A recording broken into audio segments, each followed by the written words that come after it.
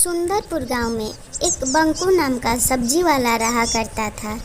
वो हर रोज़ अपने ठेले पे सब्जियां भर के शहर की ओर जाया करता और वापस जब भी लौटता तो उसके पूरे ठेले की सब्जियां बिक गई होती थीं। वो बहुत ही नेक और ईमानदार था, इसलिए लोग उससे सब्जियां लेते थे। एक दिन उसके साथ ऐसी अचानक से घटना घटती है जिससे कि बंकू भी हैरान रह जाता। एक दिन जब वो सुंदरपुर गांव में ही सब्जी बेच रहा था, तभी उसके सामने दो लड़कियां आती हैं। वो उसे आवाज़ देते हुए कहती, पिताजी, माँ इंतज़ार में है, आप चलो हमारे गांव टुनपुर पिताजी। तभी वो चिढ़ाए हुए कहता, क्या तुम बातें कर रही हो? मुझे कुछ समझ नहीं आ रही। मैं तो सीधा साधा सब्जी बेचने वाला हूँ। वो दोनों फिर वही बात दोहराती और उसे टुनपुर गांव चलने को कहती। उसके तो हक्के पक्के उड़े रहते और वो फिर कहता, देखो, तुम लोगों को शायद कुछ गलती हो रही है, मैं वो नहीं हूँ जो तुम मुझे समझ रही हो। इतना कह वो दोनों वहाँ से चली जाती। बंकू परेशान रहता। वापस जब अपने घर जाता तो अपनी पत्नी से ये सारी बातें बताता और कहता, दो लड़कियों को मैं कैसे मना करूं, मुझे समझ नहीं आ रहा। वो दोनों खुद को अपनी और मेरी कहानी बता रही थी और वो दोनों को मेरे को पिता कह रही थी। मुझे समझ नहीं आ रहा है कि मैं कैसे पता करूं कि उन लोगों की बातों में कितनी सच्चाई थी। उसकी पत्नी उसे समझाते हुए कहती, देखो, घबराने से कुछ नहीं होगा, तुम्हें पता करना होगा आखिर वो तुम्हारे साथ क्या करना चाहती हैं, वरना तुम्हें हर रोज़ शहर की ओर जाना है और वो हर रोज़ तुम्हारे ठेले पे आएंगी और तुम हताश और निराश घर लौटोगे। मैं नहीं चाहती कि तुम हताश होकर लौटो। एक ही दिन जाओ और पता करो। रामू अगले दिन मन बना लेता और अपना ठेला लेके टुनपुर की ओर निकल जाता। तभी एक घर के पास उसे एक औरत रोकती और कहती, आखिरकार अपनी बेटियों के बुलाने पे तुम आ ही गए। क्या तुम्हें मेरी याद नहीं आती? अपनी अम्मा की याद नहीं आती? उसके ओर बंकू लगातार देखते रहता और कहता, देखो, आप कौन हो मैं नहीं पहचानता। मुझे कुछ नहीं पता। मैं साधारण सा गरीब सब्जी बेचने वाला हूँ। मुझे छोड़ दो, जाने दो, मेरी पत्नी इंतज़ार कर रही होगी। इतने में वो ज़ोर से रोती और कहती, यही था तुम्हारा प्यार जो इस जन्म में मुझे भूल गए? मैं थी तुम्हारी पत्नी, पहचानो मुझे, पहचानो, तुम मेरे रामू हो। ये सब सुन उसका दिमाग काम नहीं करता और चुपचाप वहाँ से वो निकल जाता।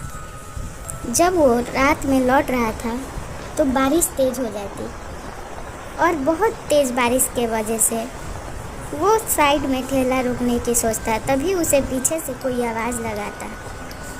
आवाज़ सुन बंकू वापस आता तो देखता कि एक बूढ़ी औरत उससे सब्जी मांग रही है और कहती, बेटा, अपनी माँ को भी सब्जी दे दे, बहुत दिन से भूखी हूँ मेरे लाल।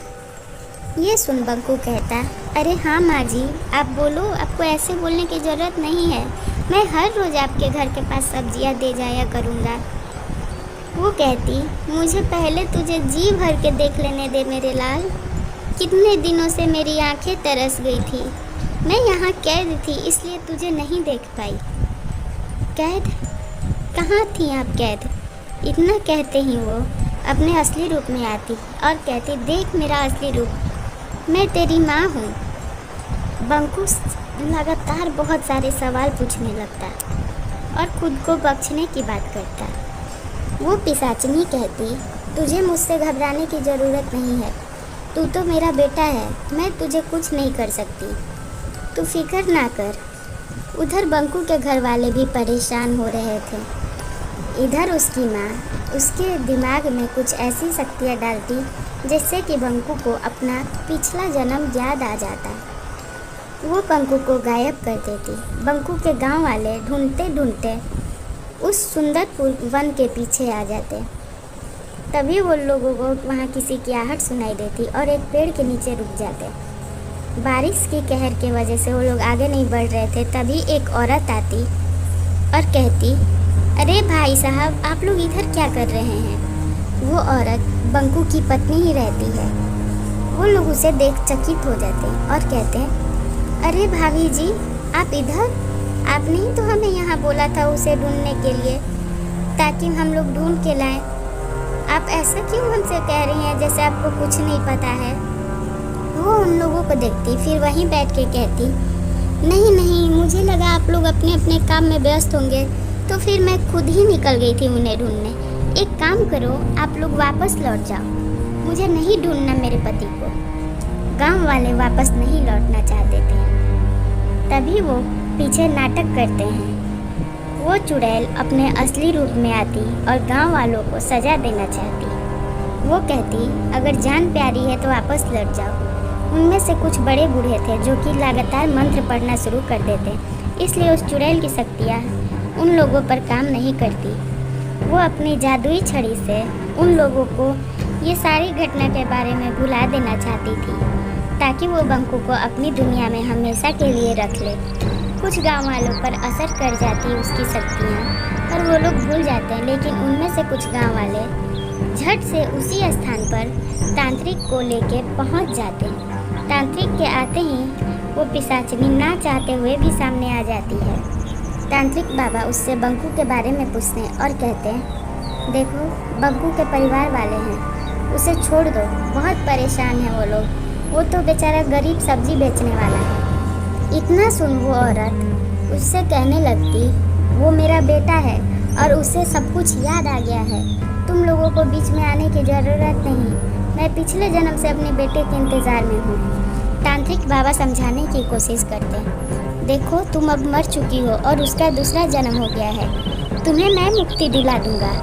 वो तांत्रिक से लड़ने लगती और उसकी शक्तियाँ काम ज़्यादा नहीं कर पाती क्योंकि तांत्रिक बाबा को बहुत सारी तंत्र विद्या पता थी। इसलिए वो अपनी जादुई शक्ति से उसकी पहली दुल्हन को भी बुलाते हैं और धीरे धीरे करके सबको नष्ट करते जाते हैं। उसकी अम्मा को वो नष्ट कर देते हैं और अब उसकी दुल्हन को भी कैद में लेना चाहते थे। अपनी बातों में उलझा के उसे भी थोड़ी देर वहाँ खड़ा करते हैं ताकि अपनी मंत्र और तंत्र से उसे कैद कर लें और वो वैसा करने में सफल भी हो जाते हैं। बंकू की पिछले जन्म की पत्नी भी कैद हो जाती और सब लोग उस हवन कुंड के अग्नि में जल जाते हैं और वहाँ एक भूतिया पेड़ के रूप में आ जाते हैं। उस पेड़ में उन सब की आत्मा डाल देते हैं ताकि जैसे जैसे वो पेड़ बूढ़ा हो वैसे वैसे इन लोगों को मुक्ति मिल जाएगी।